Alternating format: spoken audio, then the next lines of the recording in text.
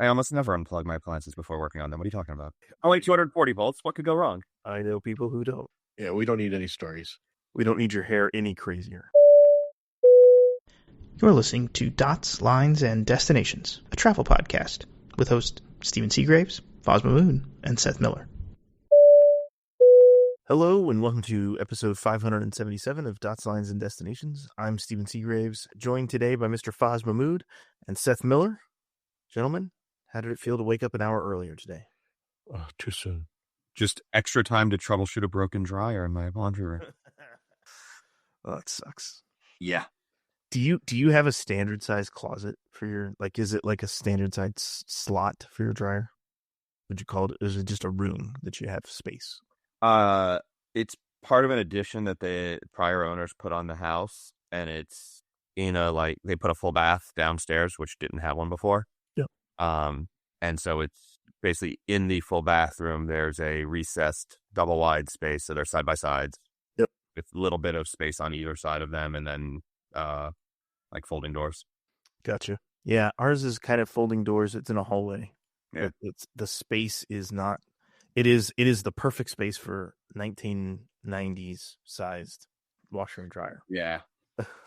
Which is Our old apartment in New York, the fridge could only fit one brand's, like, 19-inch wide. It wasn't where it was originally installed. Like, I made it work, but, like, it was a 19-inch wide instead of even 20 or something like that. And because of that, it didn't have enough. You're supposed to have like an inch around it for venting. yes. And because we didn't have that, it would vent out the top. But even there, I put shelving above it. And so I would burn out refrigerator compressors more frequently than we probably should. And I started getting worried that they were going to stop selling like the one model that would still fit. So he buys a storage Unit to hold extra refrigerators. Yeah. Sounds like something I would do. Yeah, it does sound like you, Fuzz. Just in case, I'll keep one in the warehouse. I mean, it's kind of like me with clothes. Every time I find something I actually like, I'm like, well, I'll buy 12 of them because I like these. So I did buy an extra pair of nice dress shoes once I found them that fit, because I buy them from Flulog a lot, and they change their site. They cycle through different brands or different models so often. Yep. It's like, screw it. And so they're just sitting in my bottom of my closet waiting. Yep, I'm with you. I'll generally do that, but inevitably the things I really like, I don't buy enough of. Yeah. Yep, and then you realize, oh man, I needed like 3 more of these. Yeah. I like your shirt, Foz. Foz is wearing a bicycle shirt. I mean, as a cyclist, I appreciate that shirt. So, Foz and I did not go to Colombo and through Doha and everything. To be honest, nobody's going through Doha right now. Shit. That's not true. They've got some flights finally operational. They loaded like 4 repatriation flights for Sunday. Yeah, and last night they operated like 6. Okay. Yeah. There were a few yesterday too. Yeah. So, but I mean, Doha's probably been hit the most, right? I've been watching. Dubai's been working. As they impacted the most in terms of airline operations. Fair point. Dubai's been like, there's a lot more operations happening out of Dubai, and it's not just Emirates and Fly Dubai. There's other carriers coming in out of Dubai now. Yeah, but it's still, I just looked before we started.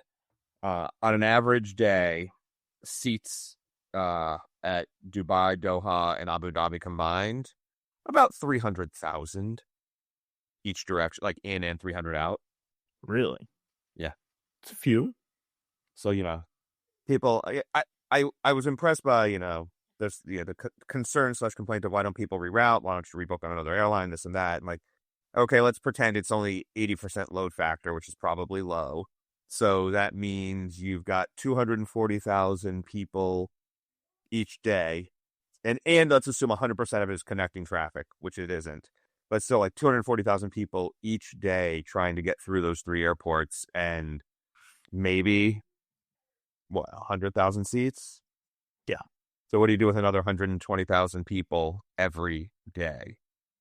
I mean, someone posted saying they were in Bangkok and they actually went to the Qatar ticket office hoping to get, like, I'll talk to an agent. It was like a 3-day wait to speak to an agent. They were giving out tickets with timings to come talk to them, and it was like a madhouse. They posted pictures. It was insane.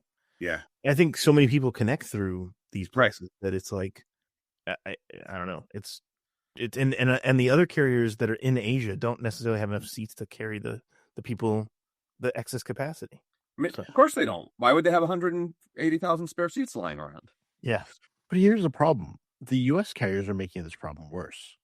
So I was working with someone we all know last week, and they were supposed to fly through Dubai to get to the Maldives. And United was insisting because the Fly Dubai flight hadn't canceled, they're not going to rebook him. Like, we'll get you to Dubai. That's what that was their exact words. But that's the problem, though. I think it's not just the U.S. carriers; it's also these carriers in the Middle East. Like Qatar has been rolling days of cancellations. Like I think it's their own. They've created this problem. Like Qatar's like, oh well, we'll check back in tomorrow at 9 a.m. Why don't you just cancel everything for a week and say we will rebook people? And let that be the message, rather than like stringing people out thinking they're actually going to go through, because they're not. It's not going to reopen. If you have a repatriation flight, maybe Qatar reaches out to you, but it's not going to happen. It's just not.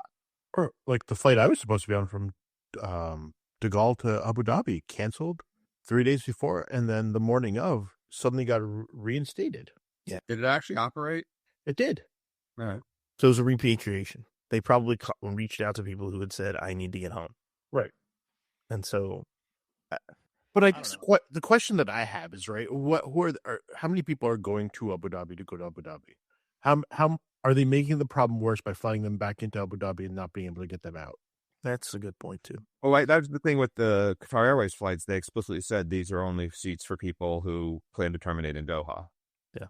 They refuse to take anyone with a connecting itinerary. Which is probably a smart move. I just wish they wouldn't do these rolling cancellations. I wish they would just pick a date and say we're going to reevaluate, again in a week for operations. I mean, I'm sure they don't want to do that. Like you said, it's a ton of seats every day. Yeah. But like at this point, like I mean, even Riyadh the other day, I think it was 2 days ago, Riyadh had to close because there was a ballistic missile that made it into Riyadh. So yeah. So I'm just popping up some random research here. 70% of Abu Dhabi's traffic is transit of the 55,000 seats that go through there. That's 40,000 seats. Every day of people trying to connect through. And then you get and there has been some service people trying to bring things back. You get Malaysia Airlines added a flight to London and 2 to Paris, or 1 to Paris and 2 to London. I forget which. But okay, fine. You throw an A330 at that. That's 500 seats. Yep. Doesn't do a lot. I mean, there are 40,000 people just through Abu Dhabi. Yep. Well, and I liked, there was some, I mean, even the European carriers and other carriers are trying to do kind of repatriation type flights. So yeah, I think Lufthansa, also, I think everybody in Europe has basically told people, if you can get to the land border with Saudi Arabia or to Oman, we can get you out. There will be a repatriation flight, and they've offered decent prices for the flights. Ireland used Cairo as its base. Yeah, which I don't know how that was going to work for folks, but okay. I don't know. Do they own a Globe? BA is using Muscat. Yeah. Oman is a big gateway these days because it's far enough south. Yeah. But I was listening that some of the land border crossing waits were 15 hours into these different places. Someone shared a Instagram ad of a company advertising escort guidance services for that border transit and then onward flight services for people trying to get out. Nice work if you can get it, I guess. Pretty quick pivot to, what's new in the industry. Yeah. Interesting. But I mean, I guess the extra capacity from the European carriers' standpoint of getting people out makes a lot of sense. Just to help move people. Yeah. And my favorite is the people who are desperately trying to get back to Dubai so that they don't lose their tax breaks. Oh, is that what everybody's doing? Is that so Dubai has been basically paying people to live there and talk about how great it is. And a lot of UK folks move down there, and then certainly other countries as well. And but you have to have a certain number of days in country in the UAE, and for the UK folks, you can only have so many days in the UK, or you become a citizen in the UK again. So unlike in the United States where we pay income tax on if you're a citizen, you pay the tax regardless of how many days you spend in the U.S. In some of these other countries, you don't. Yeah. So this is like the Puerto Rico for the crypto bros. Got it. I mean, in some ways, yes. What about there's also the people who have been told to go to Cyprus, which is an interesting choice. Like if you're in Tel Aviv or somewhere in Israel and they're like, go to Cyprus. I'm like, how? On a boat? Well, United told people they've extended their waiver includes Athens. So if you can get to Athens, they'll change it. Yeah. Again, how? Like, there are commercial flights running out of Tel Aviv. Oh, they are. It's back operating. It's not a ton of capacity, but I've been seeing some flights, and some of it's regular scheduled El Al stuff. Some of it's, charter ferry evac flights. Because if I'm in Tel Aviv and someone's like, oh, well, if you need to get home, go to, just get to Athens and there's no flights. I'm going to say, do you own a map? Like, I don't, how do you, I gotta go through Syria. Right, like one of the problems right now is we're a week into this. At least the U.S. airlines haven't updated their waivers at all. Yeah. And they're still selling tickets. Yep. So, and they all say if you bought your ticket prior to February 20th, well, what if I like Steve and I had just changed our tickets for the end of the month? What happens if things don't recover by then? Yeah. And those waivers were basically explicit. The reason we had to do the end of the month was because they said you have to fly by the 29th of March. Yeah, they wouldn't refund our outbound. They wanted to reprice it, and they said you have to fly by the 29th. So we had no choice. Like, how does that work? Like, that's stupid. It's just stupid. And there was a cancellation, so that's why we asked for a refund initially. Just dumb. Anyway. If they cancel the flight, they owe you a refund, but... Well, we could refund the whole thing, but they wouldn't just refund the outbound and preserve the return. Like most airlines generally will do that, right? If they cancel part of it, I'll get myself there, just preserve my return and to give you half your money back. It was like, no, we're going to reprice this whole thing. Yeah, there. Also of note, just for what it's worth, Azerbaijan, which now has become a major choke point / throughput point for traffic, between Europe and South Asia, sort of Georgia or Armenia, and then Azerbaijan crossing, and then across through Turkmenistan. Azerbaijan closed the southern half of its airspace a couple days ago. So, basically it's narrowed the range through which there's capacity for people to fly. I mean, there's only so many highways through Azerbaijan. So taking threading and needles to a whole new level. Yeah. Did they say why? It's basically providing buffer around the northern edge of Iran for safety. I mean, they didn't say that explicitly. The NOTAM said for ops reasons, which is, super great. Yeah, I mean, because a lot of the European, basically your options are, if you're going to Asia from Europe, it's through Azerbaijan, or it's down now south of Oman, and then through basically northern Africa up through Europe. There's still decent flow through Saudi Arabia and across. Yeah, Saudi Arabia. Yeah, that too. Yeah. But that's out of the way when you actually look at them. It's very. When you look at a map, like it's very out of the way. So I love watching the Russia flights because like things going from Dubai to Moscow go down and around the Persian Gulf, up the Persian Gulf into Egypt, cross east back over Turkey, then up and kind of thread the needle around Ukraine, and then up into Moscow. It turns like a 3-hour flight into like a 6-hour flight. Red Sea, not Persian Gulf, but yeah. Red Sea, yeah, sorry, Red Sea. Yeah, some S curves in there. Yeah, it's pretty funny. But I will say it's impressive. Amman, Jordan has remained mostly operational through all of this. It is impressive. So is Beirut. Yeah, not 100%, but I don't know, man. Do we see this ending in the next 3 weeks? I don't. I hope. Yeah. Hope. I just don't see it ending. And I think it's the randomness of the strikes that I think is throwing all the carriers off. Like if it was like, oh, this is very clearly targeted attacks, it lasts for a day or two, they can go back to operations. But it's like every now and then they just get a drone that flies over and blows something up. And because of the way the U.S. airbase is in Qatar specifically, it has to fly over the airport. So yeah, that's a problem. Anyway, Seaport. The little airline that could, the one that I think we've talked about on here before. I didn't realize they still existed. They did. They do still exist. We talked about them on here because they fly Portland to Boeing Field, like 7 times a day. They're starting Boeing Field to Spokane. And there's a demand there? I guess.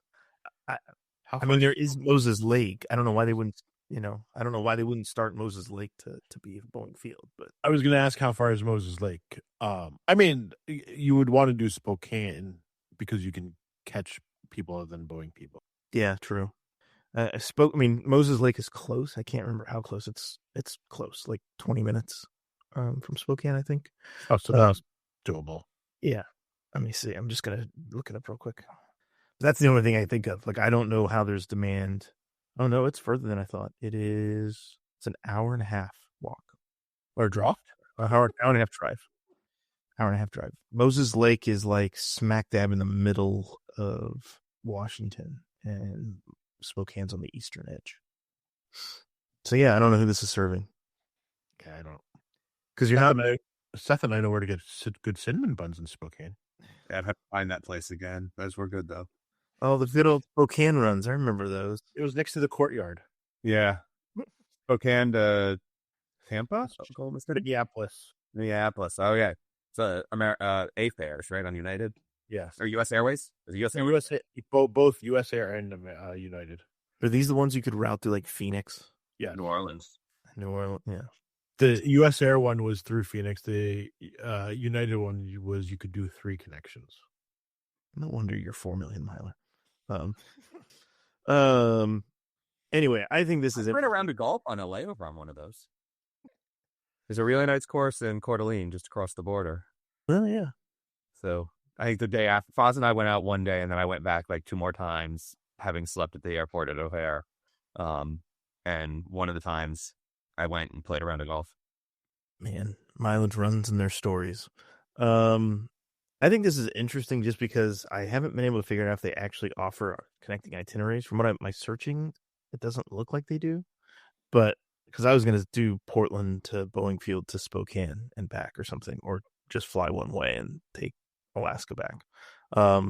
It's just interesting because they I think to your point, Foz, Spokane to Boeing Field, like, is there that much demand from Spokane? I mean, it's only like 12 seats. But that's, 5 times a day. It's a decent number of people, and you're not connecting to SeaTac. You're going into central Seattle. So I don't know. It's a weird one. Frankie Doodles was the name of the place. There you go. Doodles. Oh, we have ADHD. Huh? What? And then this isn't really follow up. I mean, it's kind of follow up. Lufthansa, the new livery, if they've now painted basically every one of their wide bodies, at least one with the new livery, and it looks really, really good on the 748. Looks really good. Yeah, I was going to say it looks good on all of them. Yeah, we had a friend who spotted it on a 7.8 recently and looked good on that, and I think on the 748, I think it looks pretty amazing. And then Gull, Seth, you put this topic in here. Yeah, finally getting their A330s. So they're an all 737 airline right now. Late last year, Abra Group, which is the parent of them, Avianca and Wamos, announced that they were getting 7 new A330 Neos. 5 of them are going to fly for Gull. And deliveries are supposed to start maybe this year. Or excuse me, they are supposed to start this year, later this year. It seems like in order to get sort of some of the operations off the ground, Wamos is going to be supporting it. And so they might bring some of the older planes over and start with the older plane while they sort of ramp up. Or it'll be Wamos crew because they're trained. I'm not entirely sure. But should be very interesting to see that happen. Let's Go extend into North America or Europe, which is right now with the 737, they don't really do that. Also, pretty dense plane. Yeah, I was going to say the number of seats that are on these planes is pretty high. Yeah, 290 is more than 290 seats, but includes a business class cabin. They didn't release any of the specific details, but yeah, A330-900. I'm just trying to pull up like a Delta config. 290 seats seems like an awful lot to me. Delta does about that 29, 28, 224. So that's 281 on Delta. It's not that far off. One extra row. Yeah, I mean, or no premium economy, and yeah, we'll see. So I forget that it's just that much bigger a plane. I mean, do you think Gall is gonna displace at all or try and compete with LATAM? Is that the market here? Yeah, I would assume that. Yeah. The real question is how much do they try to go into direct competition versus secondary cities and figure it out, or slightly lower demand, slightly lower competitive markets. Yeah, I was gonna say, because Gull isn't part of. Are they partners with anybody? They had American, right? Is that still around? I know American has been doing weird shit down there. But yeah, they're still partnered there. Okay. So that's been challenging through the bankruptcy and everything else for Gull. But, they've come out of it. They're doing it. Nice growth. Also, does American really need help getting people to Brazil? Yeah, or maybe around Brazil. That's about it. Or tertiary cities, like you said. I mean, they have cut some capacity in and out of Brazil, so they could use additional lift. That they don't have to directly fly. Yeah, because they stopped doing all the secondary cities, right? At this one, I think it's just Rio and Sao Paulo that they're flying again. They're not doing the city in the north? Recife? Yeah, Recife. They're not doing Recife anymore? I don't think they are. Seth is looking. I can see it. His pondering. Yeah. His searching face is on. Because I think that was a 7.5 route, and they don't have 7.5s anymore. Yeah. For June 2026, just Rio and Sao Paulo. Wow. Okay. And then on not using planes on that front, Azul is dropping the XLR. Yeah. And can't say I'm that surprised. I don't know, just because of all the issues. Well, what does the range get you, and where can you use it? Where it would make a little bit of sense for Azul would be sort of all the places that TAP is using it. If they wanted to sort of go after some of those secondary markets, because they do fly. If I remember correctly, they definitely fly over to Portugal. Yep. In addition to the North America stuff, I think for the North America stuff, I know you just like look at a map of what the range gets you, and it's a weird limited set of options relative to, like you don't get that much more access to things, especially if you start going from like the smaller cities up north. Yeah. But without the XLR, you can hit all the stuff you need in both North America and Europe. So, and if you're going to try, like from Rio, you need a bigger plane. Gotcha. So they're looking at it from a economics perspective of the airplane, issues aside. Can we make this plane work? And then I guess add the issues on top of that, and they're just like, this doesn't make sense for us. Yeah. So where are those birds going? Someone's picking up the deliveries, I'm guessing. I didn't see the detail there. They may just be taking them as regular 321s, though. Oh, okay. I need to go back and check. But yeah, it's an interesting. Here we go. Also, the whole refinancing thing. So they may have just become available for another airline. Yeah. Maintains committed to the Airbus A320neo family. So for domestic ops. Wow. Okay. Interesting. Yeah. And then Amex. What is Sidecar? What are we talking about here? These are a new lounge concept they're launching because the Centurion lounges are too full. Mm-hmm. And so rather than deal with that problem, they're introducing this new walk-in lounge. I don't think there's going to be much in the way of seats. You can only get in if you're departing within 90 minutes. And the first one is opening in Vegas. Because Vegas has so many people flying through it these days. If you were to go to Vegas, the lounges are always full. Well, that's where everybody is. Yeah. Free food. Yeah, it's a non-lounge, right? United had the grab and go, I want to say first. Americans got it now. Amex is catching on. Like, this is the you quote unquote paid for lounge access and you're mad that you're not getting your free drinks and free food. So here, take the food and get the hell out of here. I would actually argue I think it was Air Canada who had it before United. Did they? Okay. The fly through lounges that United touts. Yeah. Denver, I think, had it first, maybe. Yeah. I don't know. I feel like this is, if that was my lounge option, I'd be like, okay, this isn't a lounge, but Sure. glad you gave me something, I guess. I mean, this all comes back to like, people should just cancel their credit cards. Yeah. It's crazy. And they're calling it sidecar. Really?